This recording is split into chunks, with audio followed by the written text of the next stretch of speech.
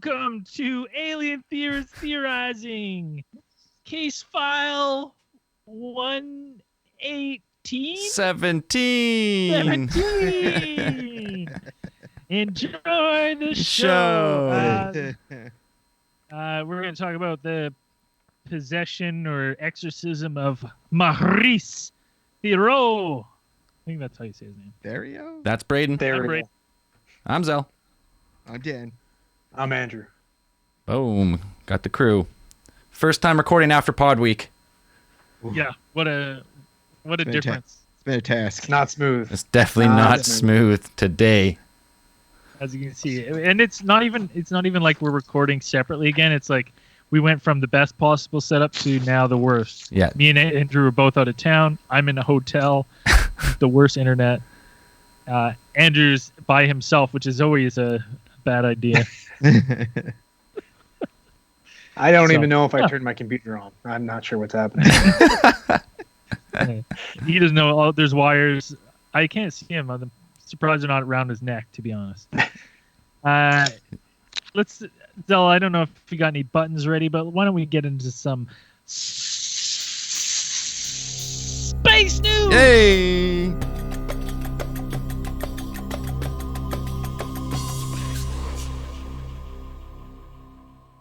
Woo. All right, so officially announced the other day, the official truck of Mars was announced, the Cybertruck. I think it was cool. By Tesla. Is that official? The official truck of Mars, dude. That's going to be an official vehicle of Mars. Did Martians vote on this? No. God, that was a bad press conference. I felt bad. I didn't watch the whole cringy. thing. No, Yeah. they explained why it happened though. Why the window broke. Because they had been I get why it did. They've been doing it all day. Yeah. They said they'd been slamming it with a sledgehammer like all day and they cracked the base. And so when they finally got to it, it just broke. That was the time, yeah. Oh, such a bummer. It was it's a pretty ugly truck too, I got it. 200,000 ordered. No, it's fine. It's good. Like cool. Dope. God, it was ugly. You're It did remind me of the war.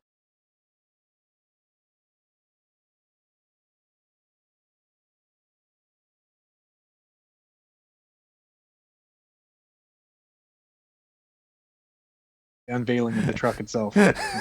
You know what? It looks like, you know what the best part is? The truck's going to come into focus, and then you're not going to be sure if it's done rendering because that's how bad the truck looks.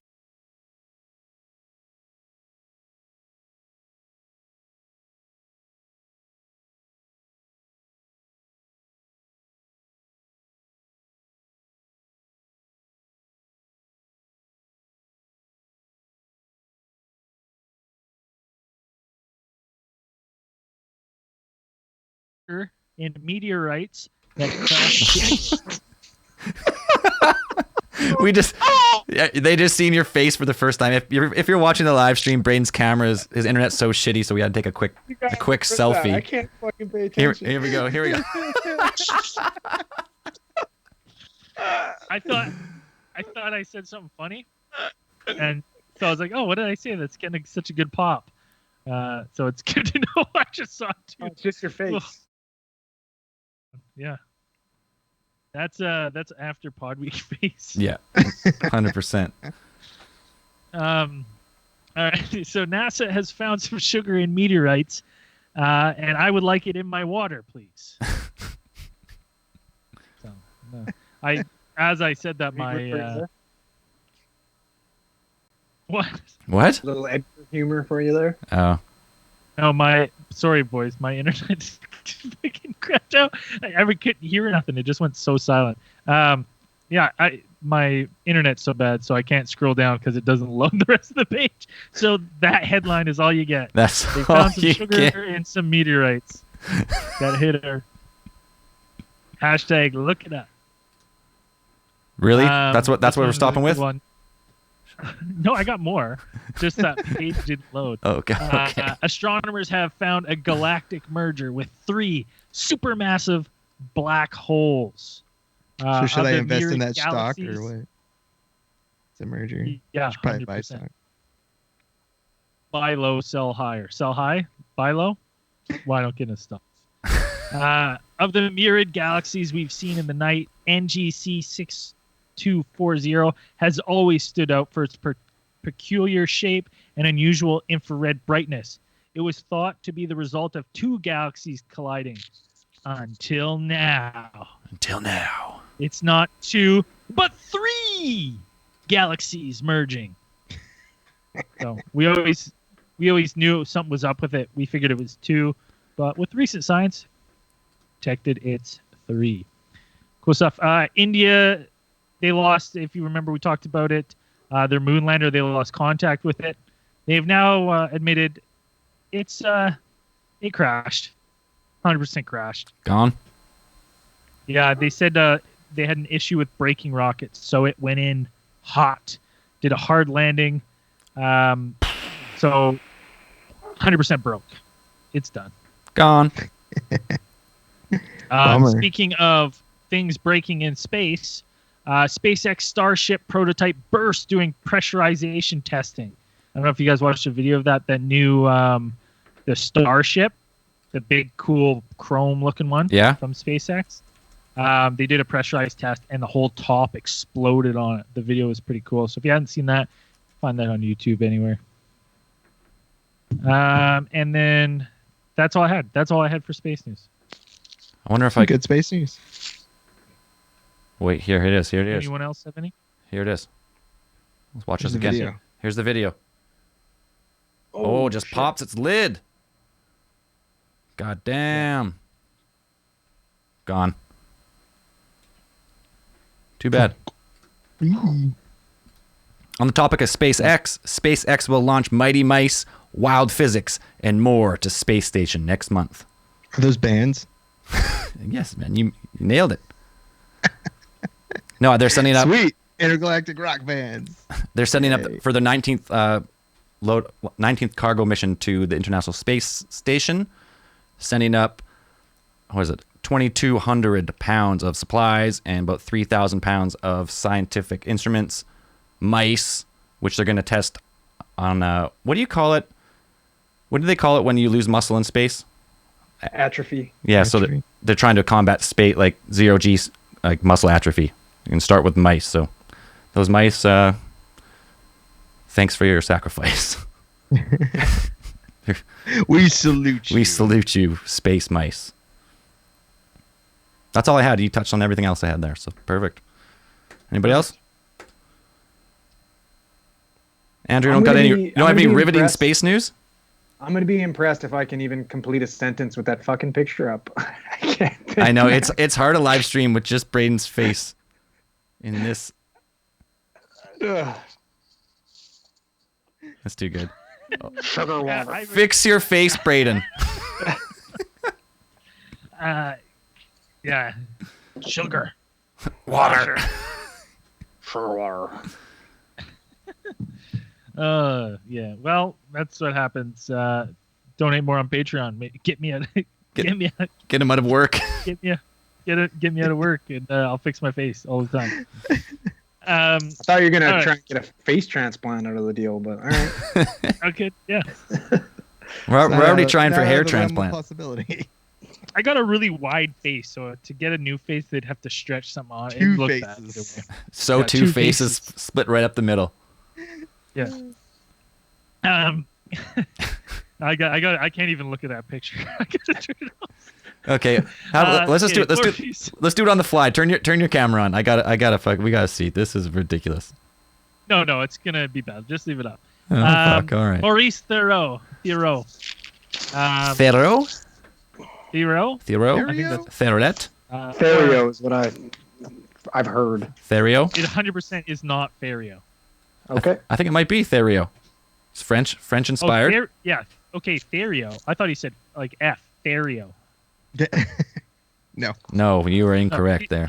Theriault. Okay. Yeah, I get that. Or Frenchie, as he was nicknamed. Tough upbringing for this. Tough upbringing allegedly for this guy. He had a rough go. Little bit Allegedly. of a rough childhood. Where was he born, Dan? Maurice was born in is it Massachusetts? Sorry. I can't remember where he was born. I didn't have that up in front of me. I think where's New England?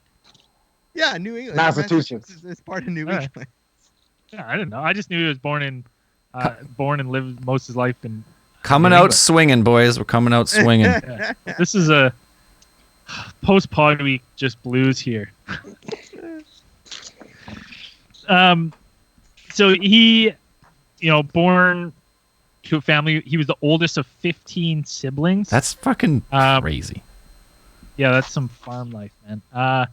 His dad, by all accounts, violent man, and would constantly beat little Frenchie, Maurice, would beat him, abuse him, pulled him out of school in grade 3 to work on the farm, and just, by all accounts, was ruthless towards him. Sometime when he was 10, you can never find solid information on what was saw, but Maurice alleged that because he was always worked so hard and beaten by his father when he wasn't doing a good job, that he was really into, like, he wanted to figure out how to do a better job so he wouldn't get beat so bad. So he followed his father into the farm one time when he was about 10 years old, and he saw something. Never gets into what, but it's alleged that people say maybe bestiality, maybe sexual abuse towards one of his siblings. What we do know is that whatever happened in that barn that day, Maurice was then subjected to it numerous times after. If it was sexual abuse to himself, not known. But all we know is that whatever he saw that day was kind of pushed upon him then moving forward. It sounds like he was forced to join in with his dad once he was caught spying on it as well. Yeah, I mean, Depends on what story you're reading, but yeah. I read so Yeah, many. I read so many. Everything I read had to do with an animal. Gross. Yeah, I read a lot of bestiality stuff, him with chickens or goats or whatever. But I did read a couple that maybe thought people, just because of future crimes and stuff, that maybe he was abusing one of his Maurice's siblings, or he just abused him that day in the barn, and that's where the sexual abuse started. Right. So why is this significant? Why are we talking about this guy? Okay, well, there's a great. I talk about this part early on because there's a great Canadian show called Northern Mysteries that gets into this case, and I'm only bringing up this early part where he, I think it's important to the story to later on determine if he was possessed or maybe suffering from really bad mental health. But in this Northern Mysteries, right after this scene in this documentary, the narrator goes, "And after that day, Maurice Frenchie Theriault asked the devil for help. And he did not like he says something after, like, and he did not like the answer." Like, he just does like Wasn't that, or sex, it's like, and the devil did help. Like, or yeah, something. and the It's like, devil did. But he does this weird, like, ooh, and the devil did help. Like, this weird, great. You can find on YouTube, hilarious Canadian show. But anyway, so Dan, you want to take? So what happens after he's a child? Because not much alleging possession when he's a kid. Just bad shit happened. Right. So, like, stuff didn't really start to get kind of crazy in the Theriault household until about the May of 1982, where most of there are 3 mysterious fires broke out on their farm. And at one point, at first it was at a storage shed that was about 250 yards from the house. And Maurice said he had been working close by the yard and hadn't seen anyone near that shed.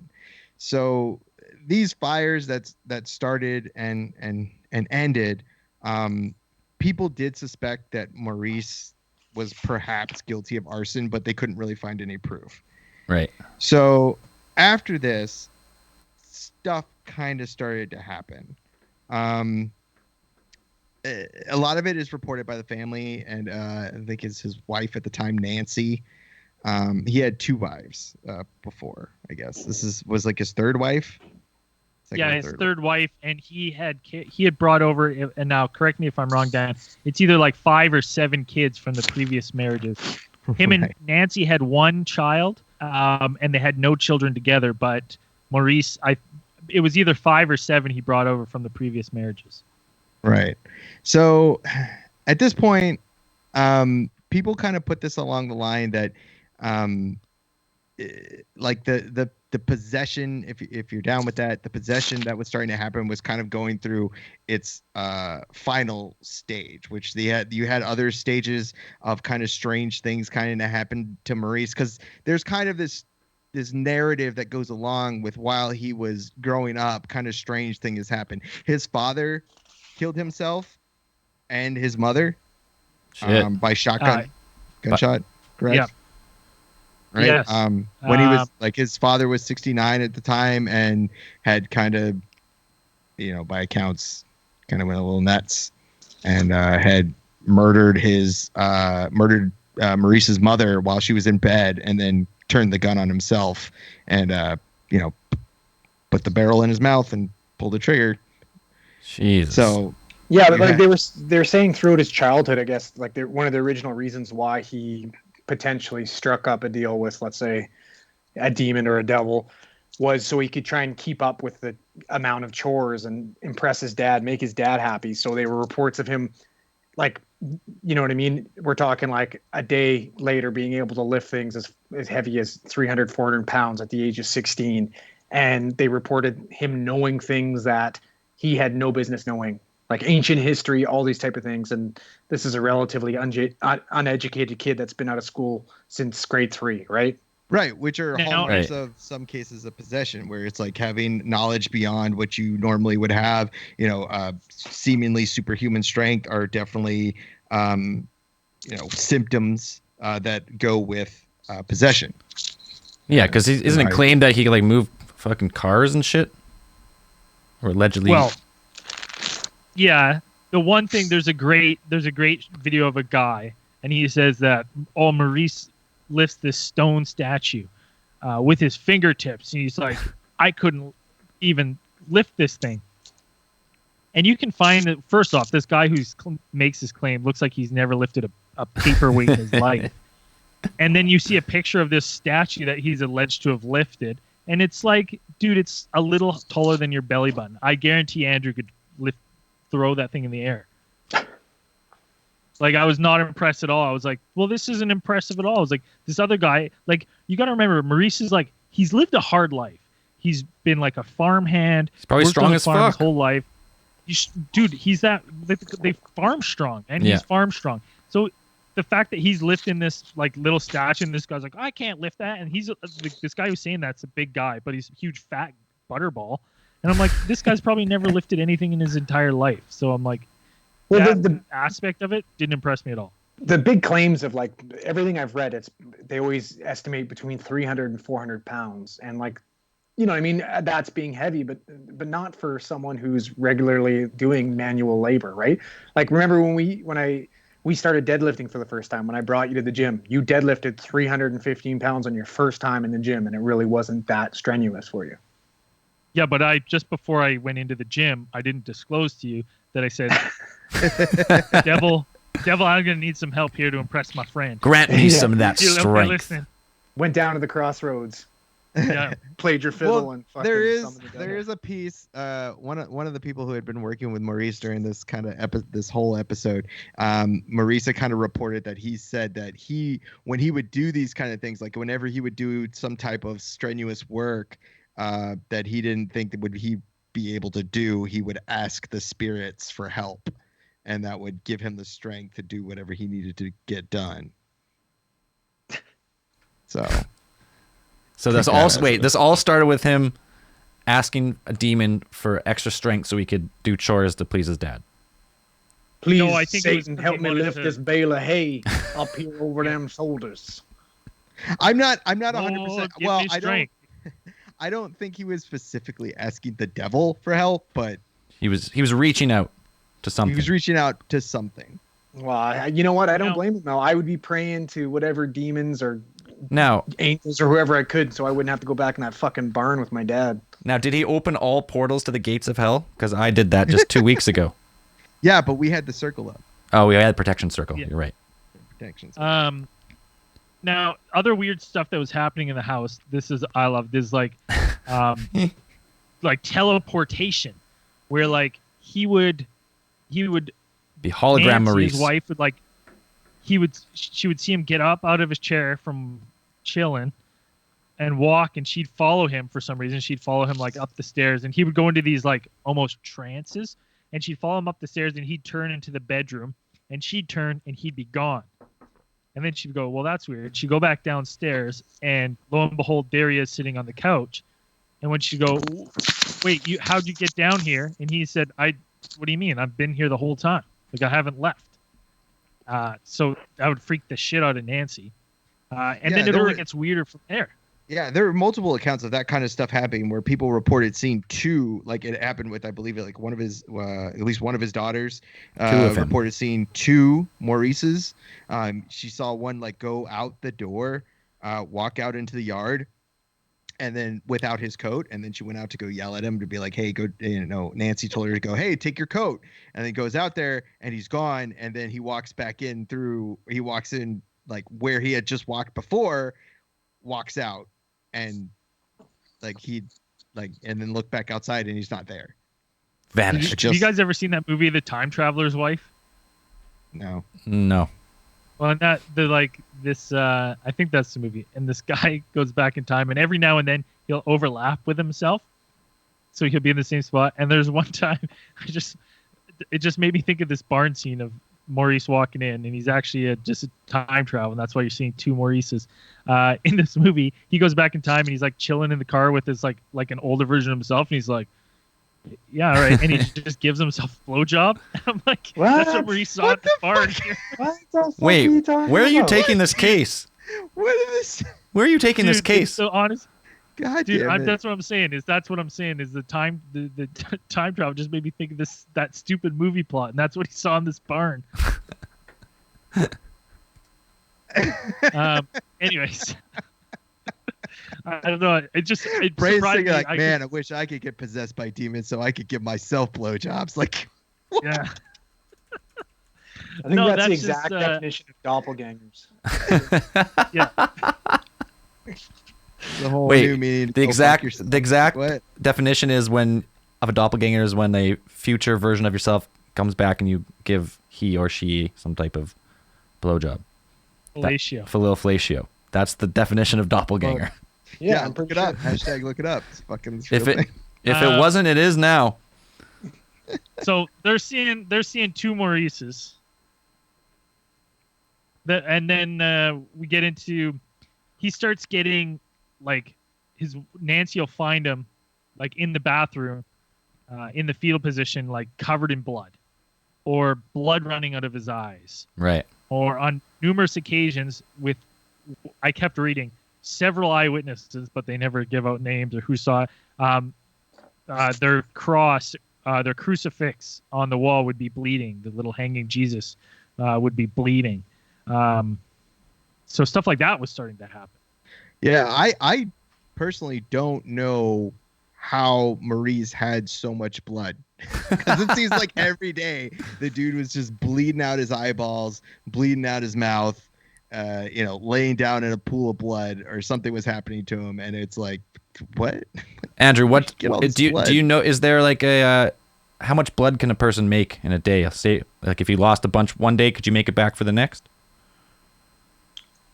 Sorry, say that again. Like say like we're just talking about how many times this guy was caught with like blood running out, like he like bled a lot.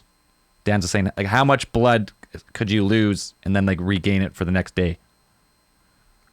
I think it's if you lose something, you can survive with losing it something like 40% of your blood. But like, what are we talking about here? It's like what I'm assuming is like the blood is like tearing from his eyes. It's not like arterially spraying out of his fucking body, right? Like no, coming I out just of his imagine eyes, like nose, running tears. mouth. Like, let's be honest, the guy fucking lives on a farm. He's out fucking slaughtering a pig and taking a fucking pint full of blood and stashing they it. grow tomatoes on his farm.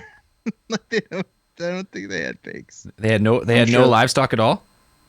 I don't think so. Most of it was a tomato farm. That's what he was known for, was selling tomatoes. All right, the guy's got tomato juice coming from his eyes. What the Right. Man, fucking- all farmers have like chickens and probably pigs. At least a couple. And then there was bleeding. There was a lot of bleeding from the eyes. Yeah, so they had a lot of that stuff. But what also was remarkable was he had a lot of. There were a lot of cases where he had aversions to certain, blessed and holy objects. There's at least one. One example was Robert Manning, who was a landscape contractor and was a friend of the Thoreaus. For over, had been over to their house on many occasions over the years.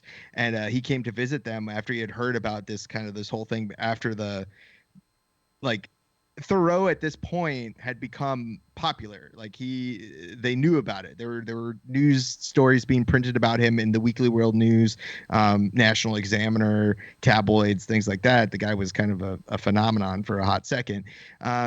So Robert came to visit them, and he had said that he had brought them a vial of holy water from St. Joseph's in Canada.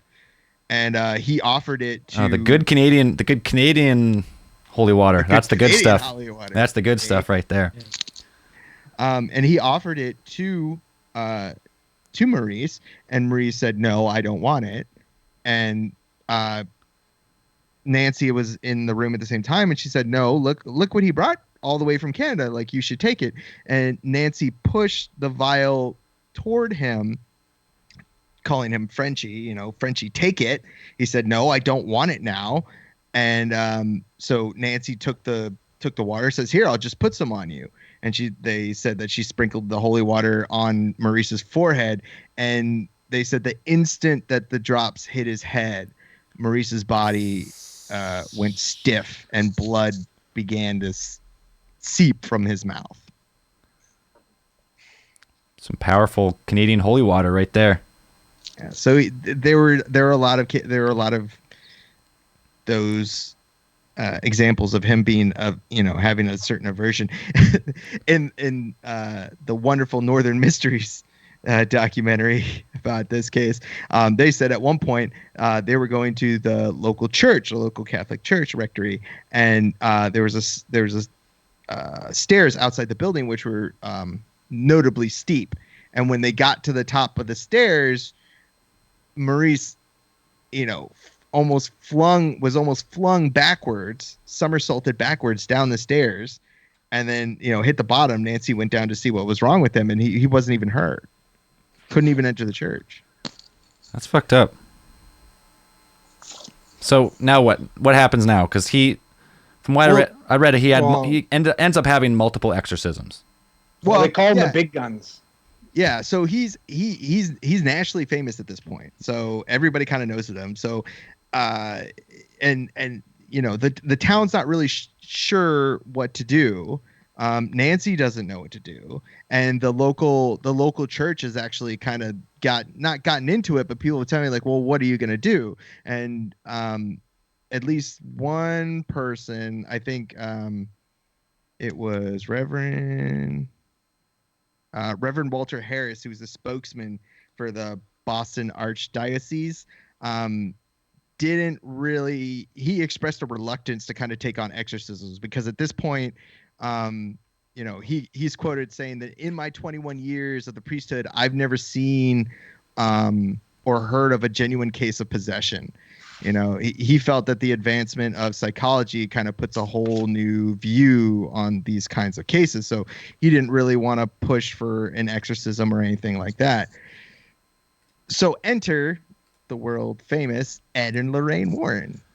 Dun, dun, dun, dun. They're famous paranormal investigators, aren't they? Not pretty Right. much. They're the ghost hunters. I'm sorry, was that scam artists? Did you say? No, no, Andrew. No, they were American paranormal investigators. Oh, okay. The OGs. Right? The OGs. Ed was a self-taught, self-professed demonologist. He's a author, lecturer, and Lorraine was said to be a clairvoyant and also a light trance medium. who they work together, so they're the perfect pair, right? Of course. They founded the New England Society for Psychic Research, which is the oldest ghost hunting group in New England. So that's pretty neat. They're, one of their famous, or what kind of made them famous, was they were one of the first to investigate the Amityville haunting, which was made famous by the movies, which are pretty great. Get out, stuff like that. When I look at Lorraine Warren, I automatically think of Tangina from Poltergeist, the film Poltergeist. Yeah. Okay. This house exactly what I is think too. clean. I have exorcised the demons. Like that's what I always think about. Carol, don't go into the light, Carol Ann. Like that's what I fucking think about.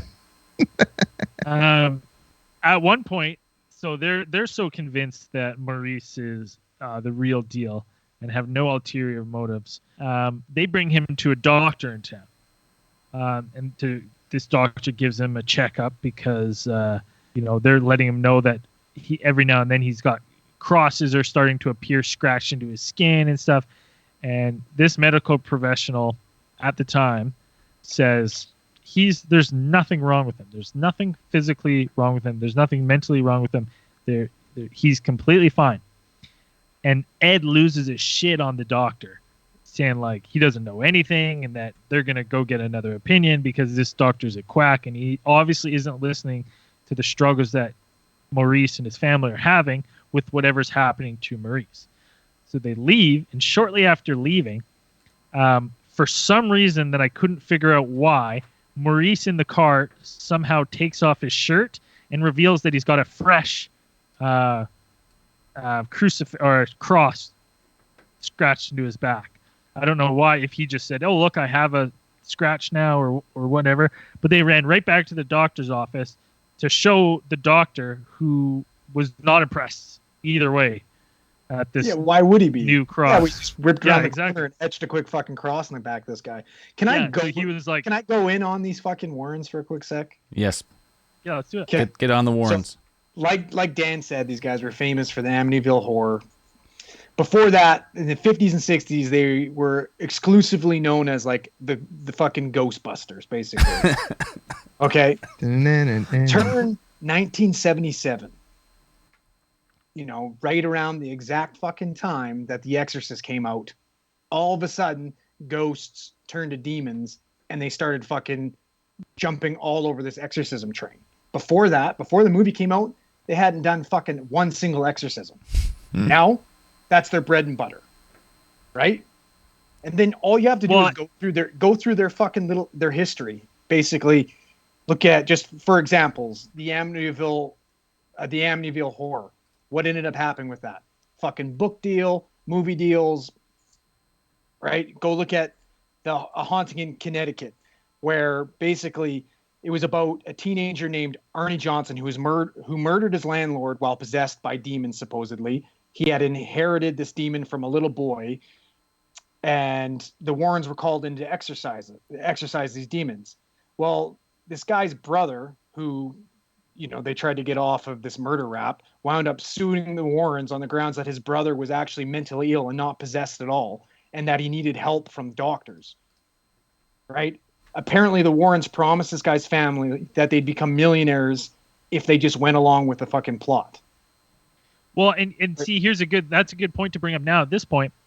Why would, maybe even not that much money, but there's a reason why times might be tough for Maurice at this stage in his life, 1982, because in 1976, he was convicted of the rape of a minor and was serving 5 years probation. So I'm sure that really hurt his job prospects at the time. Well, I'm looking right now. I have a list of 1, 2, 3, 4, 5, 6, 7, 8, 9 different cases that these Warrens worked on that ended up with fucking book deals and massive publicity stunts. Right? Well, and there's always something shady. I don't think anyone did accused of lost you, Braden. They've been accused of still? Still? Mid-thought. No, you're back now. Mid-thought, though, we lost you. I don't know what you said. No one's I think everyone can agree that they've sensationalized all their work. So if there was any hint of truth, you've got to look at it, everything they write as BS because they've sensationalized so many of what they say happened. Seems like good Oh, business, man, though. Well, and then you look at fucking old Frenchie's case, and you fucking look at the list, the actual list of the fucking the things that you need to check off for a fucking possession, and it's like fucking textbook. Oh yeah, speaking in tongues, being at two places at once, fucking superhuman strength.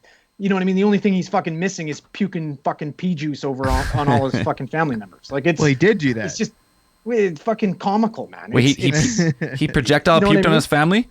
Yeah, projectile vomit, but they said that a couple times there was like some sort of yellow substance leaking from his mouth during some of the possessions, exorcism. Sorry.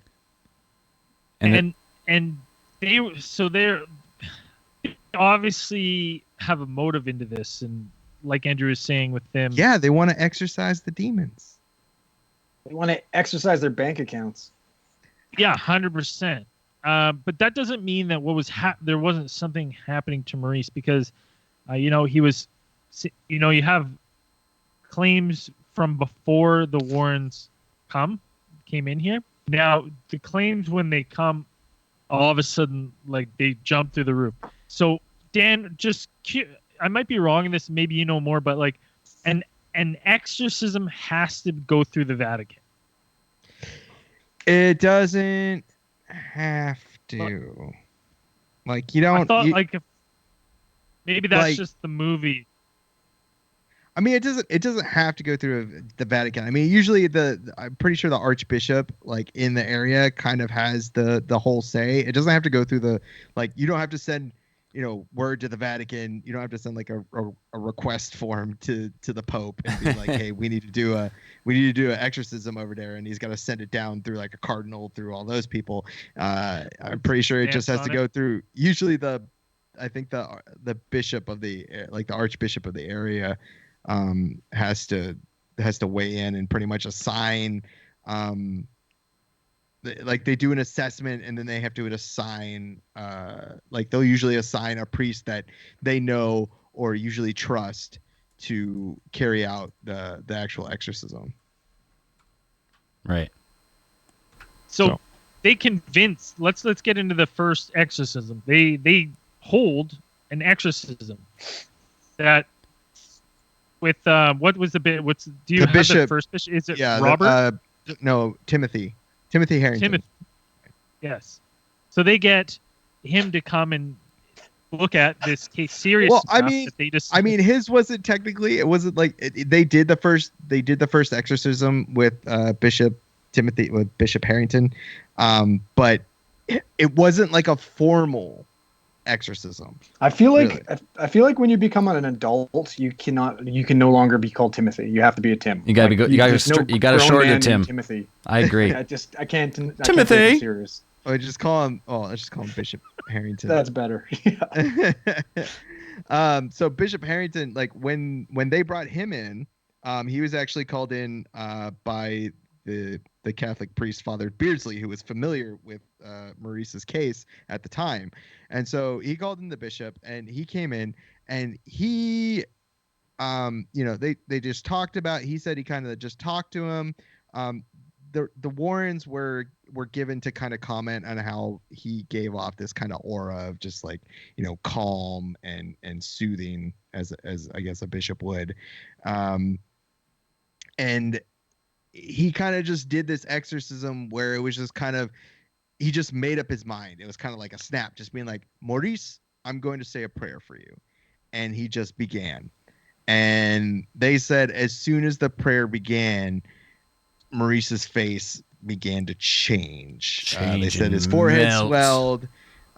They remarked on his eyes seemed to take on a sadistic gleam. They even said that he, there was a change in his tone of voice to a kind of deep guttural sound. And they said that he's quoted as saying, "I am in the depths of this man's soul." And the kind of growling and sputtering that kind of happened until he finished. And then after he had finished the prayer, Maurice seemed to kind of recover, become more of himself, and kind of. And he said he asked for a cigarette, and him and the bishop had a smoke. So if you're watching the live stream, we have a actual picture of what Maurice's face looked like when he was possessed. You can see it right there. In that top right corner. It's top right or just dead center. Take your pick. Take your pick. Right there. No, but we actually have. So Dan, are you talking about the video? Is this the one where he's in the white shirts? No, that's not. Nope, that's not the one. That's not the one. Video. That's not the same one. That's the first one. So that's the first one. The second one's the first. The second one where he's in the chair. No, that's the third one. That's the third one where he's wiping his face. So they had another exorcism, because this one kind of it lasted for some time. They said that he kind of it lasted for a little bit, but then kind of this stuff kind of the occurrences kind of abated, and then later things started happening again. And so before the bishop Bishop Harrington, same guy, he's still in contact with them, before he would kind of authorize or consider doing a formal exorcism, he sent 2 Catholic lay healers to meet with Father Beardsley, who had contacted him prior to this, and meet with the Theriaults. So these were Jesse Curtis and Mike Logia, I'm not sure. And they kind of did the same thing. They had Maurice sit in a chair, and they positioned themselves on either side of him, and each placed a hand on his head and began praying. And so they said the same thing happened. His body stiffened. It seemed like he was going through some kind of electric shock, and they said he had some sort of booming laughter while they were doing this, and even some sort of blood and what they say is a substance that seemed similar to yellow glue was just coming out of his mouth. So there you get your projectile vomiting. Why is Check that up the box. what's the theory on this substance, this yellow substance? Like just fucking bile leaking out of your whole body, or what? It could be whatever. Sounds like concentrated evil. Like, I don't know. It's what's the shit when the ghosts leave behind? Ectoplasm. Ectoplasm, yeah. Could be ectoplasm oozing, and the demon breaks into our reality and causes this yellow vomit. The other problem that I have with it as well is that they say like all these people witness it, but all the accounts, there's like the church has really distanced themselves from this, so like you can't get their accounts of it. So the only accounts are Nancy, and then Ed and Lorraine Warren, who are just recounting what Nancy has told them. So it's not like they're like, yeah, we had tons of witnesses, but it's like, well, the church doesn't really say that they were part of the second one. Like the story is that, but like this church is now since this all has gone down, the church has distanced themselves from this story. Right. So, eventually down the road, Bishop Harrington suggested that Father Delaney go ahead and perform, the actual exorcism. But Father Delaney didn't really call it an exorcism. He seemed to refer to it as a deliverance. And this was like this was the third one, but not like an official exorcism. So they said this it was almost an exact replay of what happened when the lay healers had come. So, right. Stiffening of the body, blood and yellow substance coming out of his mouth. And but they said that no sound came from Maurice during this time. He just afterwards, Maurice seemed just exhausted and depressed. So no levitation. He would be. No levitation at this point. I don't think so.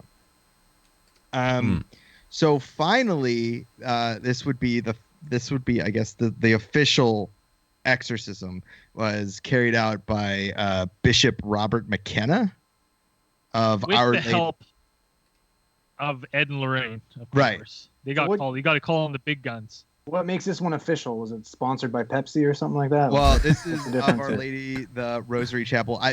Bishop Robert McKenna was actually going to use what's known as the Roman ritual, which is the actual text that the Catholic Church uses for exorcism. So he was ready for this, and he even fasted. I believe he had fasted. I guess it's something like 20 days before doing this. Before you're supposed to fast for 20 days. Before you carry out this exorcism. So he went they went in hard for the final. You're supposed to fast long enough to the point where you get so hypoglycemic you start seeing things and actually believe that You're fucking exorcism is possessed. real.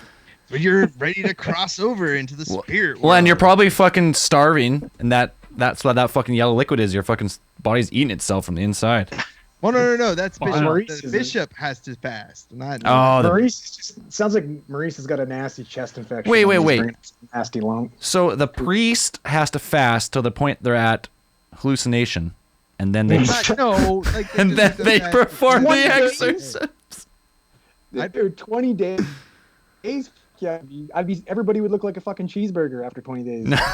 Well, like 20 days. I mean, I think it's pretty much from sunup to sundown. Like it's that kind of fast. Like it's not the whole thing. Oh, it's only one day.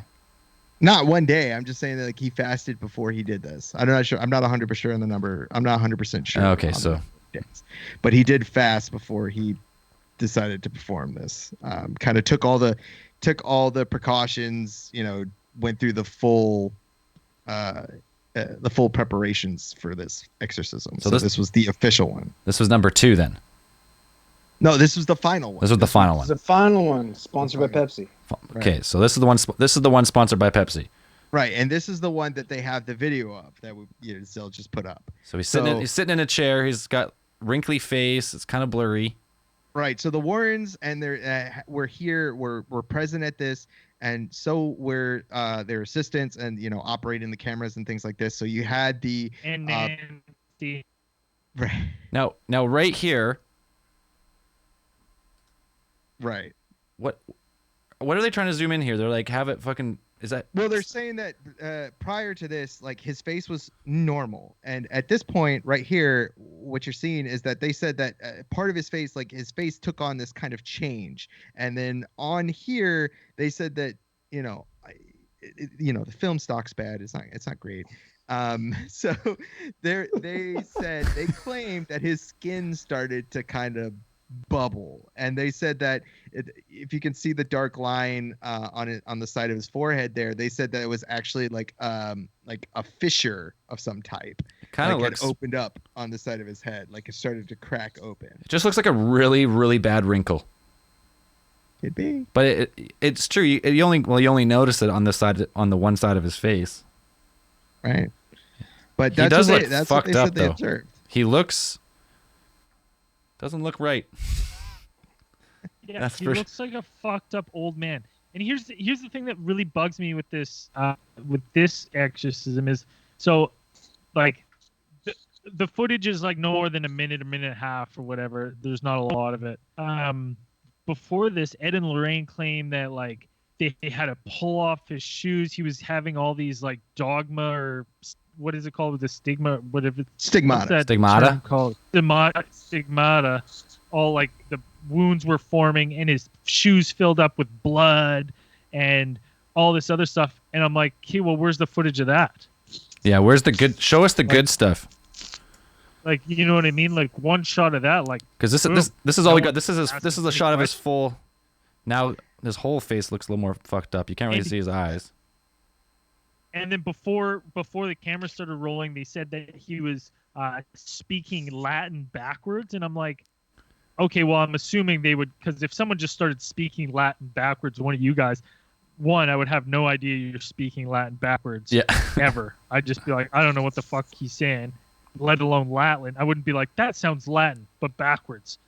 So, like, I would have to assume that they had a recording and they're like, maybe play that back. They're like, oh my God, it's Latin. Whoa. Where's that recording? Yeah. I was like, I don't believe that shit at all. Where's the good At shit? all. Like and then they were like, the smell that he was giving off, he smelled so bad.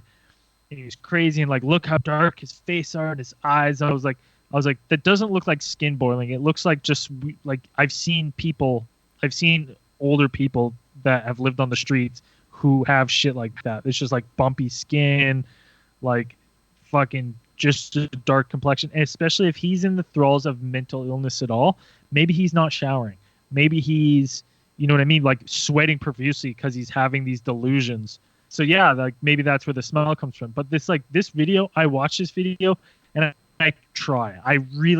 These are things I love. These videos of like proof. This is proof of a possession. And I look at that video and they're like, look at the fissure open up. I'm like, I don't see it. Yeah, what fissure? Do we have any before and after pictures though? Like, no, do we know if they his don't. face goes back to normal after this? Do we know? This whole case is pretty thin, gotta say.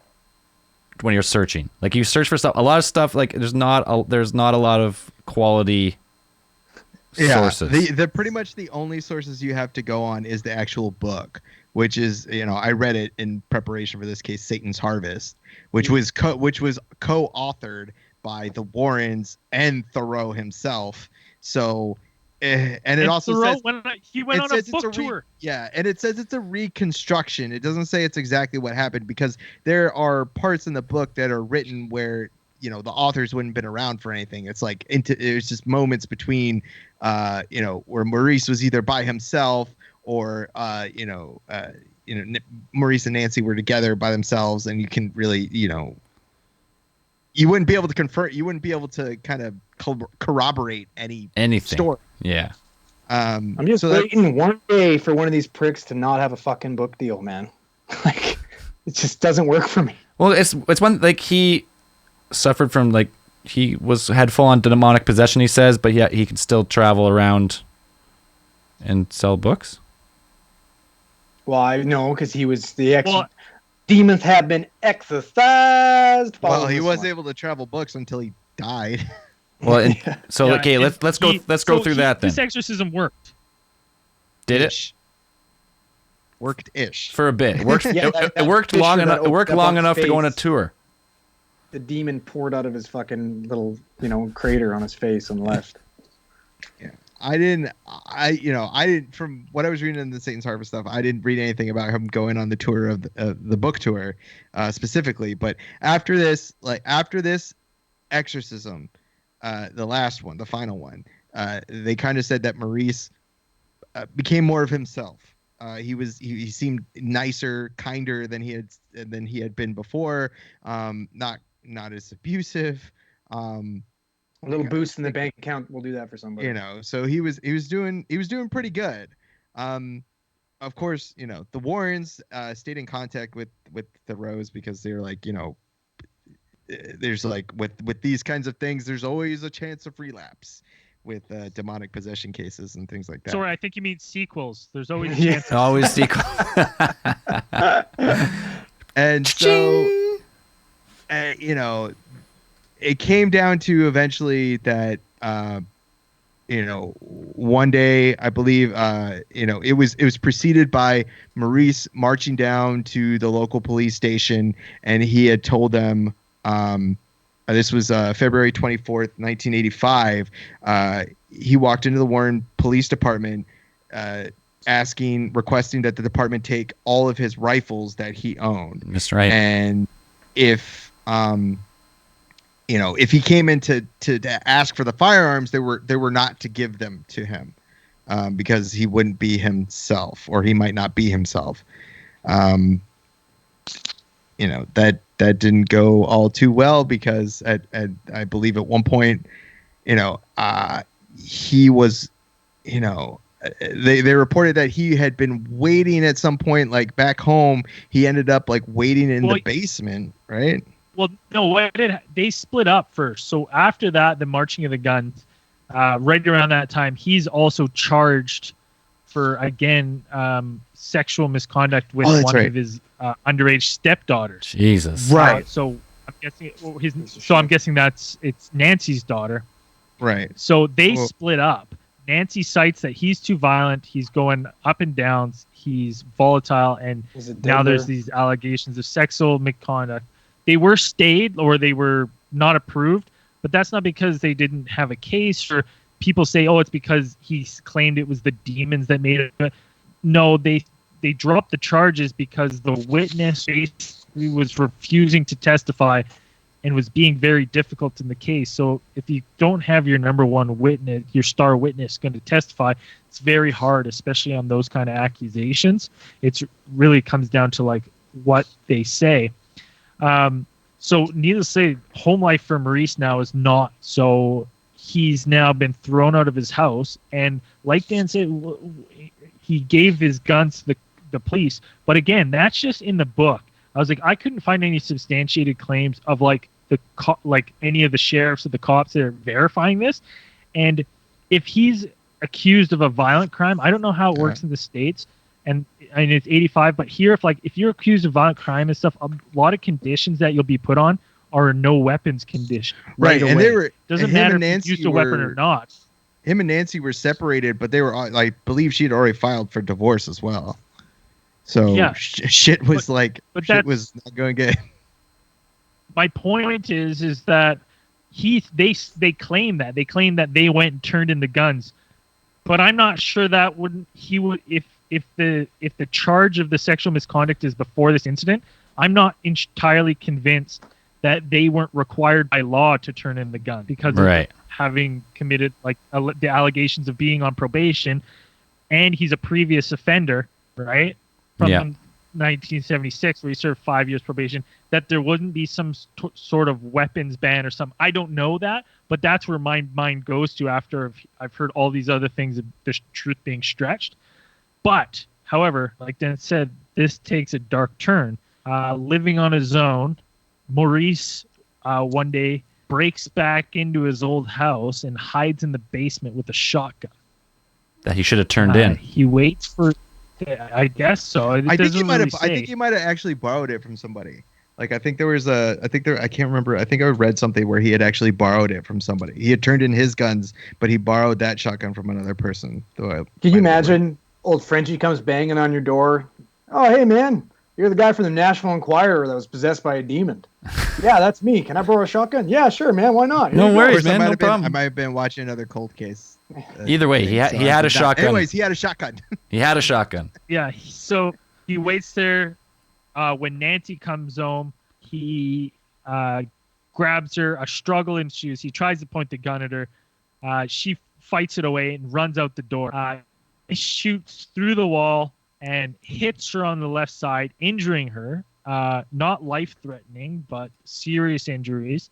He then goes outside, grabs her from the ground, drags her back, sits her down at the dining table, sits across from her, and says, you're not going to forget this.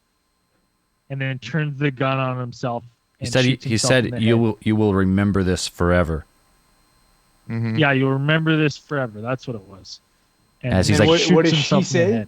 What does she say? She says, "Amen." Amen.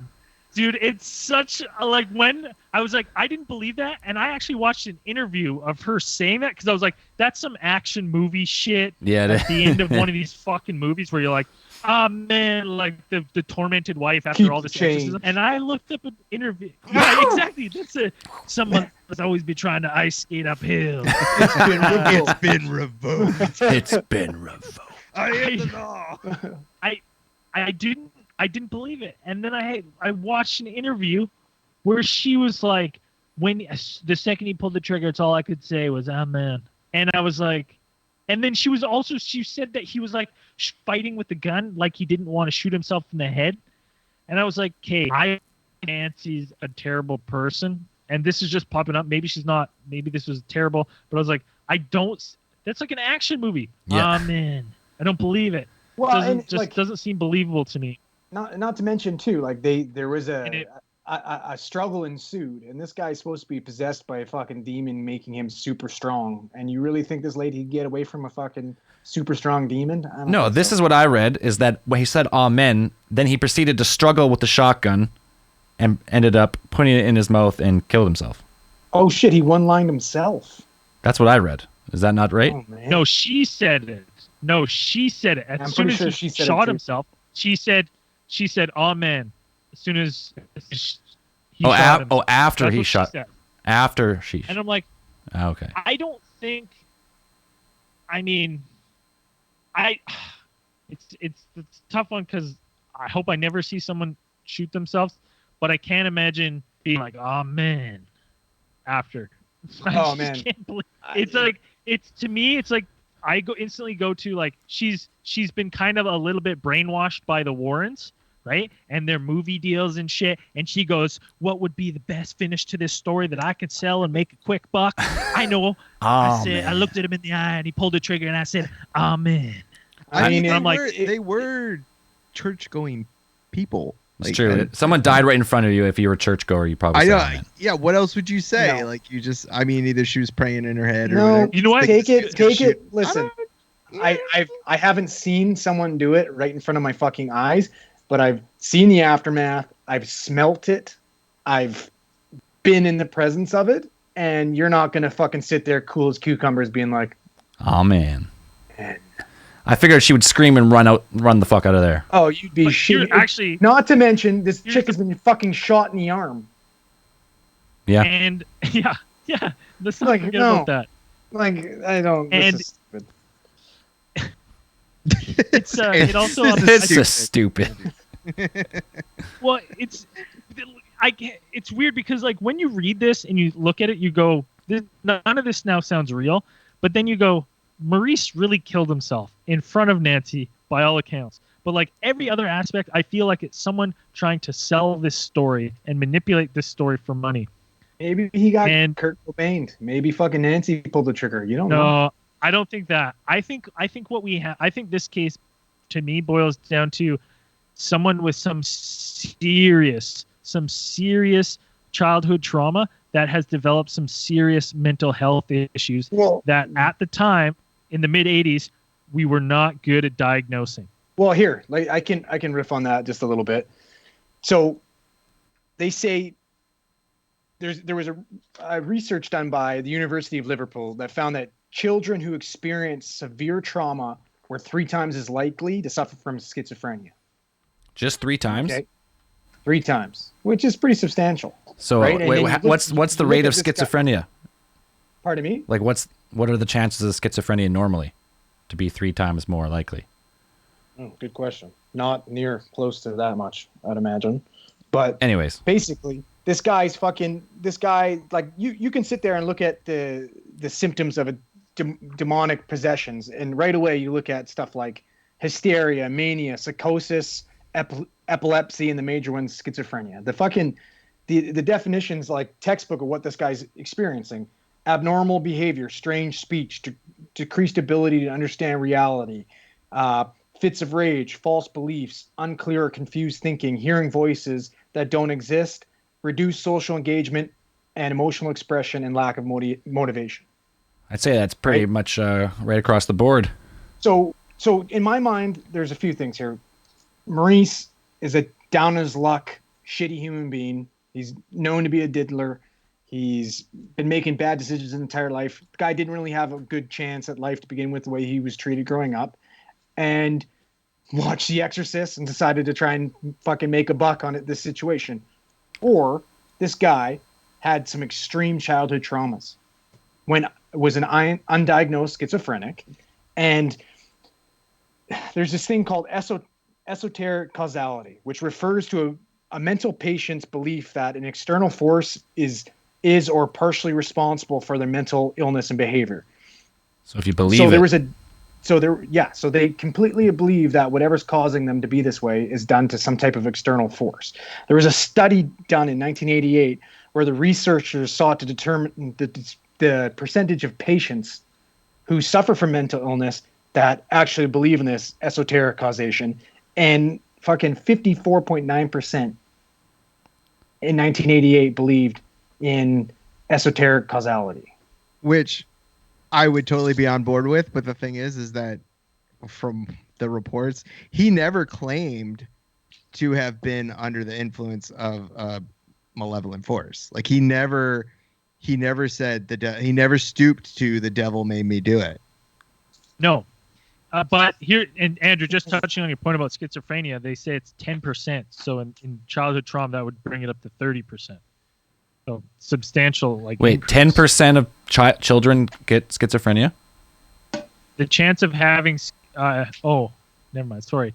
If you're brother or sister, then you have a chance. What are the odds of developing? Yeah, but here, not only 1%. brother and sister, but I guarantee you his father was suffering from fucking the exact same shit he was. For sure. Oh, 100%. Right? Yeah. But I think it's a little more stark and sinister.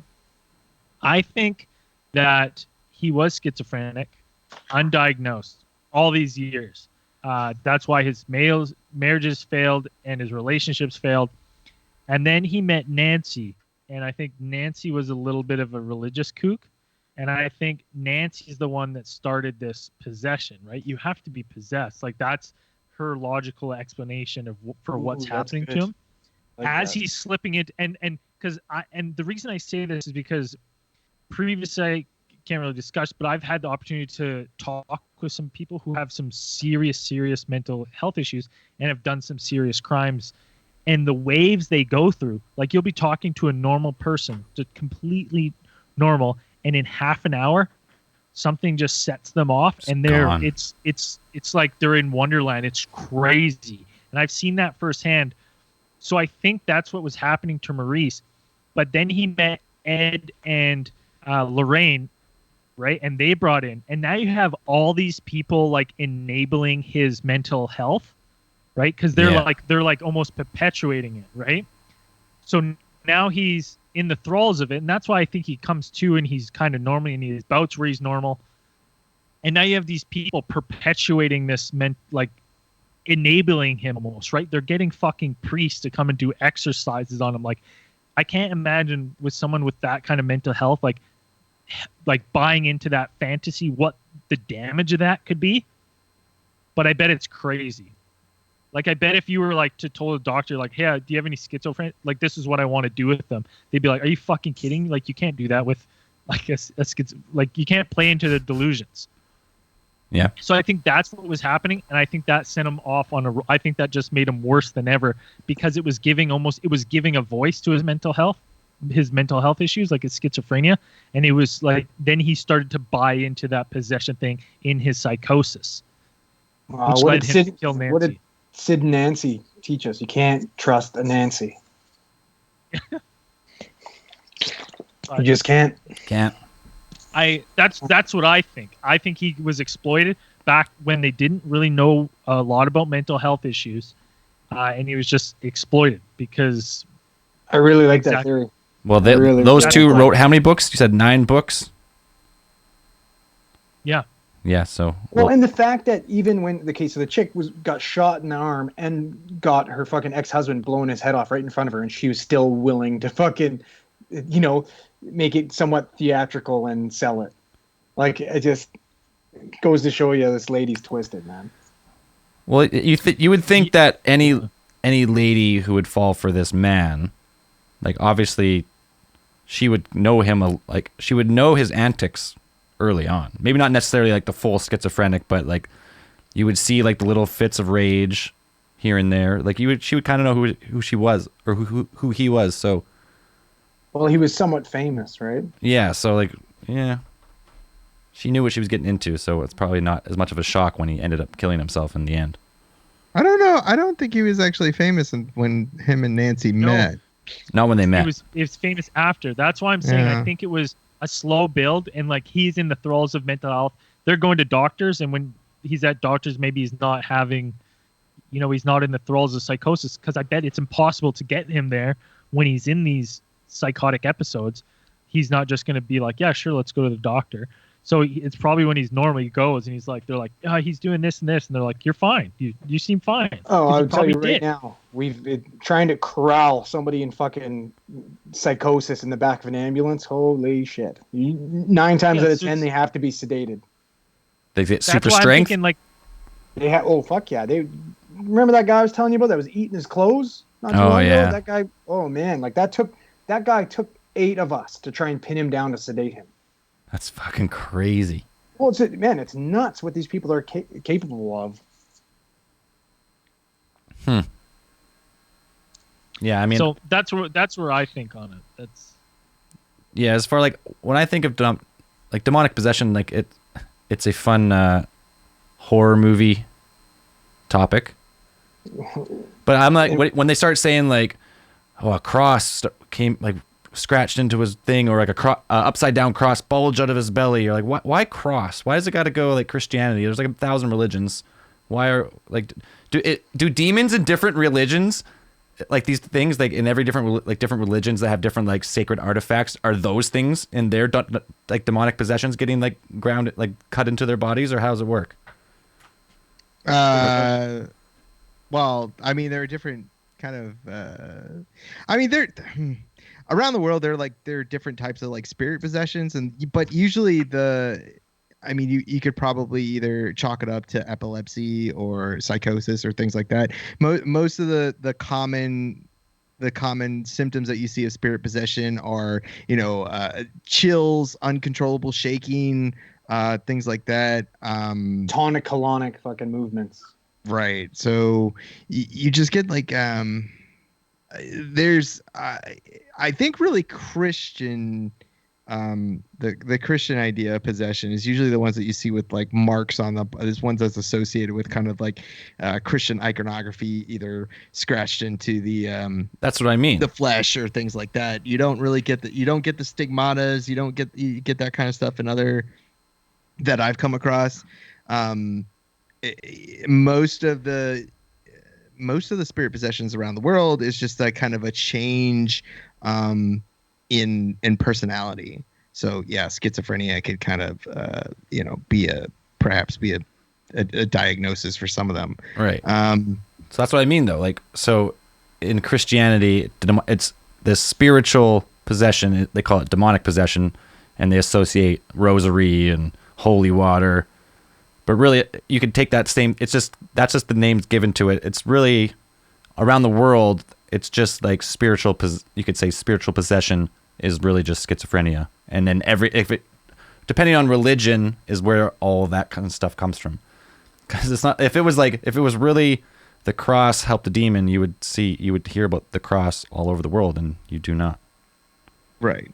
So yeah, like I mean, that's a good point. So you got to get they do have in other religions, there are types of, exorcisms or purifications, those kind of things to get the spirits out. And a lot of the, it's all the same thing. It's like whatever method or technique you're using to exorcise the demons will trigger some sort of reaction in the person who is possessed. All right, I'm getting corrected here. I said Christian when I should have said Catholic. Catholic is the rosary. They all use the cross, so let's not get crazy here, people. God, Dell. God, I messed it. I One really has messed a it up. half-naked guy on it. The other one doesn't. Yeah, whatever. I mean, my religious stance has been well rooted in previous episodes, so I don't know. Yeah, it's again, I go back to like they claim to have all these eyewitnesses, but all the witnesses are the people directly linked to profiting for this story being true.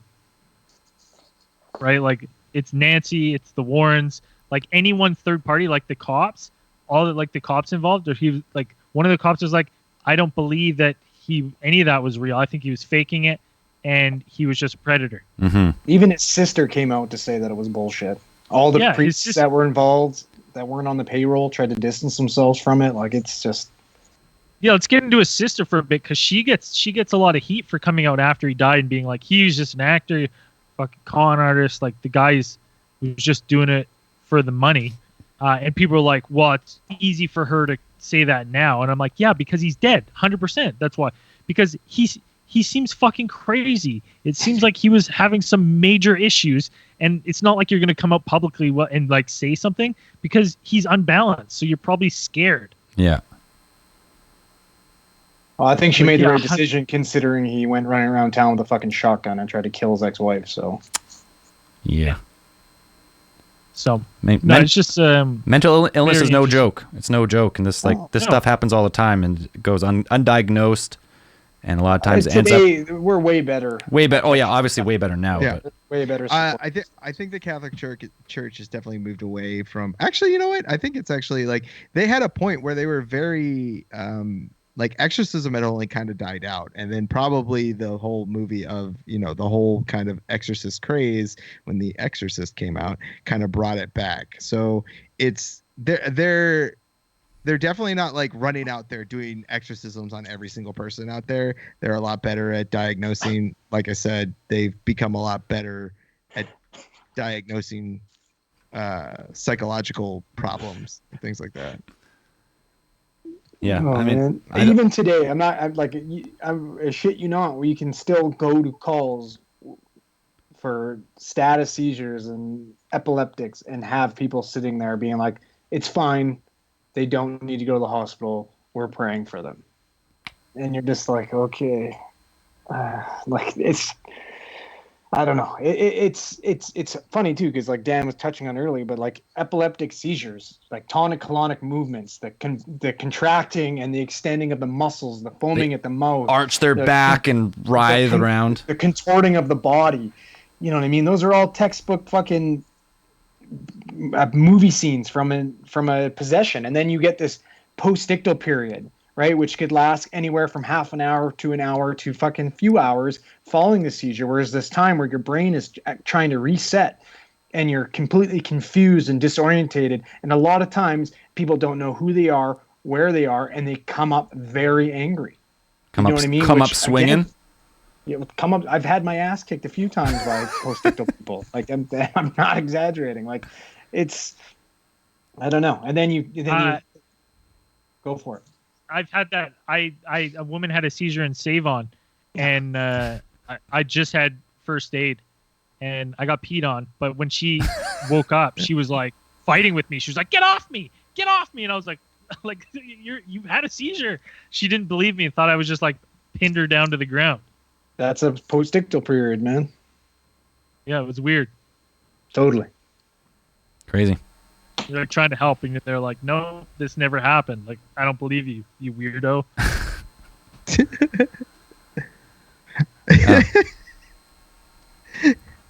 I guess if I you got wake up up and saw to that face I too. saw your face, and then it's like, you fucking weirdo, get off me.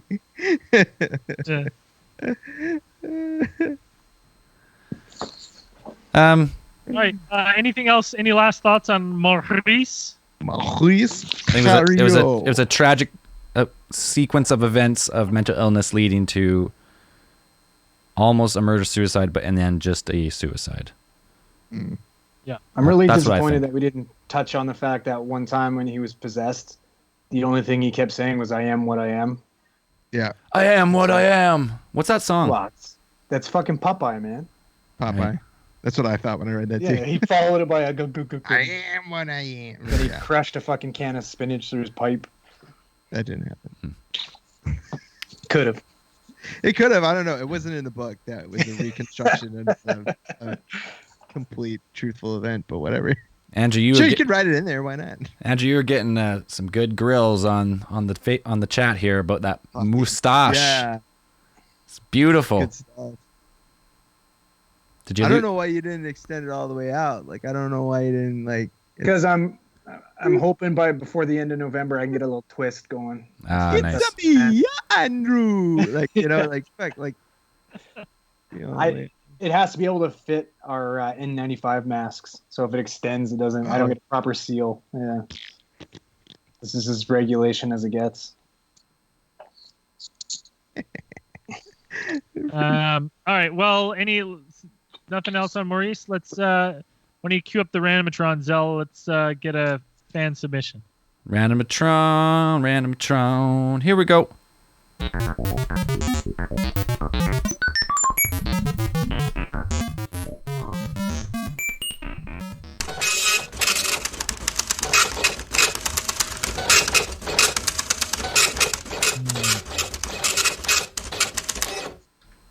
Did you get it? Yeah. Again, We've had so many fan submissions. I love it. The Randomatron's basically just running off fan send-ins now. If you want your story read, send it your story to us at alientheorists@gmail.com. In the subject line, say Randomatron story. And then don't forget to let me know if I can use your name or not. If you don't say so, my default is to not see your name. Make it up. This one's from Mary. That's not a real name. She's got it two is a real short name. stories here. It could, you know what? I could just say that. You have no idea. It's a real name. Maybe it's her real name. Maybe I'm doing the old double fake out. It's actually her name. You'll never know. My first story is about my first and only experience with a Ouija board. When I was 11 years old, a friend of mine and her older sister invited me to play with them using the board. Long story short, the board ended up disappearing. Exclamation mark. Long story short. I remember it Disappearing? being there 1 second. Disappearing. I said that because I was like, that's not where I thought that story was going to go. It's gone. Poof. I remember it being there 1 second, and I remember it was gone the next. We looked everywhere for it, and we couldn't find it. One of us had the idea to check in the basement. What we saw when we went down there is something I will never forget. I remember that their basement had about a foot of water in it because of a bad hurricane we had a few days prior, and the Ouija board was floating face up on the water. I know it sounds crazy, but I promise it happened. Needless to say, I will never touch a Ouija board again in my life. I wonder if the planchette was still on it. Ooh. Who in their right mind is like, Ouija board disappeared. It was here 1 second. Gone. Let's check the fucking basement. That's where you're gonna go. Yeah, I'm going right to the basement. Yeah. No. Trying to get trapped No. into a different realm or something down there. I'd be like, fuck no. Burn the house down. You know what? The Ouija board's just still too sore of a subject. I don't want to talk about it. Hey, got nothing no to say. Nothing spoilers. followed you home. We closed the No circle. spoilers. It's fine. No spoilers on the Ouija. It's out there. You A can foot listen of to it on water our in the Patreon basement. if you haven't already got on it. That's weird. That is, Floating in the Yeah, it's floating creepy. down it's freaky. there? Yes. What happened to the planchette? Um, Just the Ouija board? I have questions. She just said the Ouija board was face up. That's what she said. Okay. What happened to the planchette? Those things are hard to find. Yeah, it's gone. You can buy a new one for. I don't think Hasbro sells them individually, so you probably have to. You gotta buy the whole package. get a Oh, it whole sucks. board again. Zell, theorite of the week. You said I got you one. said you had a theorite of the week up northern BC here somewhere. Yeah, Northern BC, old coworker of mine, absolute beauty. Supported the show for a long time. So it's my good old buddy, David R. Hope you're listening to these and fighting those winter blues up north, fighting the good fight. Theorite of North the of the week. wall there. Way north up there. David R. Nice. What do we got for Patreoners? New Patreoners? Yeah, we have quite a few because the last time we read was in Pod Week. I So, know we got Now we've got tons. quite a bunch of people who were like, yeah, Pod Week. Dan, do you have them Wow. up? You want to read some? I don't have it in front of me. All right. Braden, you have it up? I do not know how to get to it. Yes, I do. So we got Anya Palace. Hold on. Before I read the Patreons, this will be your last chance to get into December's meat draw, the monthly exclusive alien Well, here. theorist draw. While you say that, if you're listening to the live stream, yes. If you're listening to this on podcast, get in for January 1st. Because Yeah, I get in for January draw. So what it is this month, you're going to be getting a limited edition sweatshirt and David Sirignano's book, American Conspiracies and Cover-Ups, I think it was called. Yep. And some other secret stuff. That's $10 or more on Patreon, and that draw will happen early December for the first one, and that'll be every month going forward. So we got Jeffrey Wilcoxon, Ricky Anderson, Sharon Eastaway. Where did you went? Courtney Hurtlane. Firm Crustacean. Not soft crustacean. Where are you Firm reading these from? Crustacean. Jenna Roberts. Hallam Knight. I'm reading them off the site. What do you mean? Well, you Chris Spillane. okay. Whatever. Colin Armstrong. Hey, you reread them. Am I reading the wrong ones? Well, I don't know. You started on the list and then you skipped like most of them at the top. Oh, Keep going, see, just keep mine going. Doesn't have that. Just So keep you going. You read something. So you start with Anya that's Palace, Ricky Yeah. Ricky Anderson, Courtney Hurtline. Oh, okay. There we go. Just never mind. Then you said firm crustacean. 9.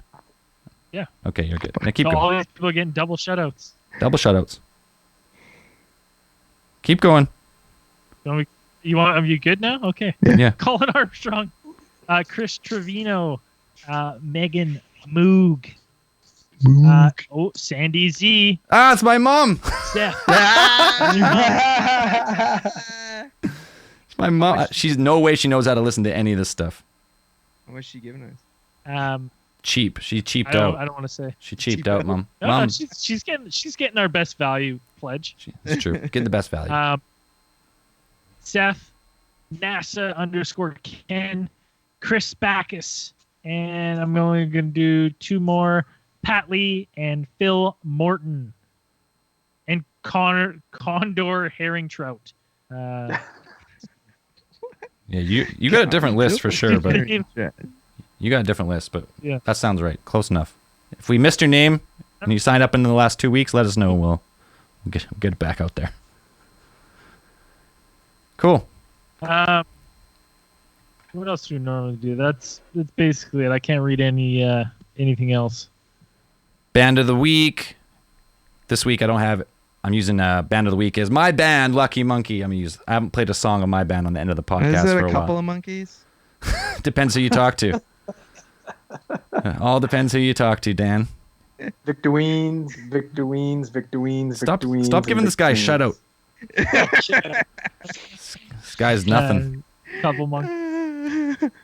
Beaking us. Anyways, I'm going to play a song called, it's an older one of ours. It's called Run For Me. I'll play it at the end of the episode.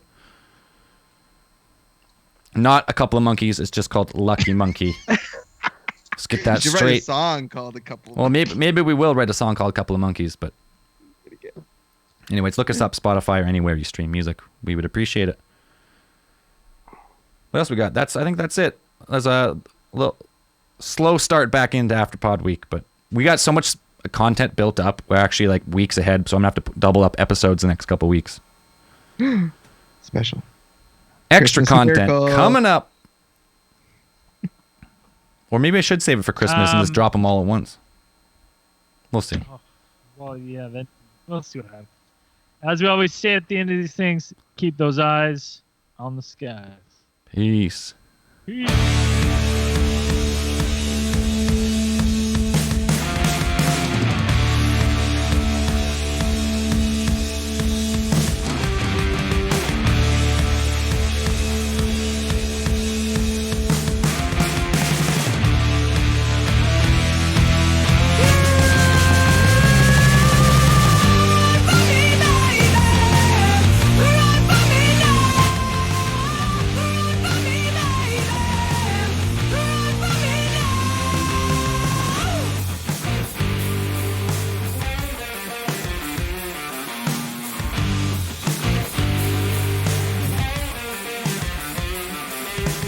You're swapping right on my heart now, baby.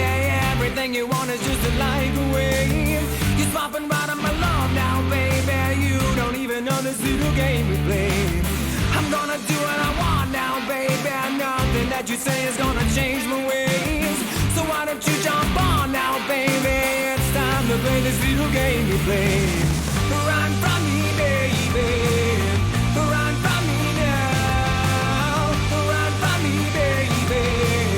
Like you don't know how. Run from me, baby. Run from me now. Run from me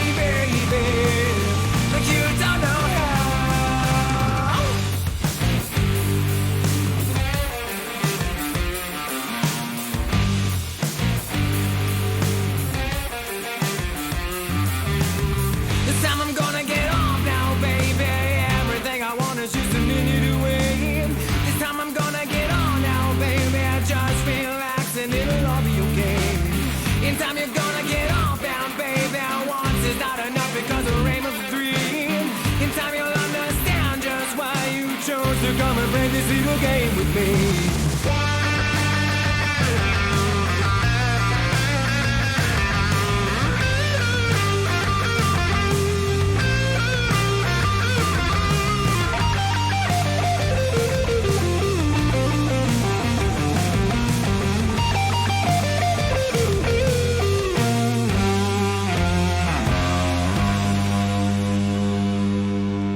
Run from me, baby. Run from me now. Run from me, baby. Like you don't know how. Run from me, baby. Run from me now. Run from me, baby.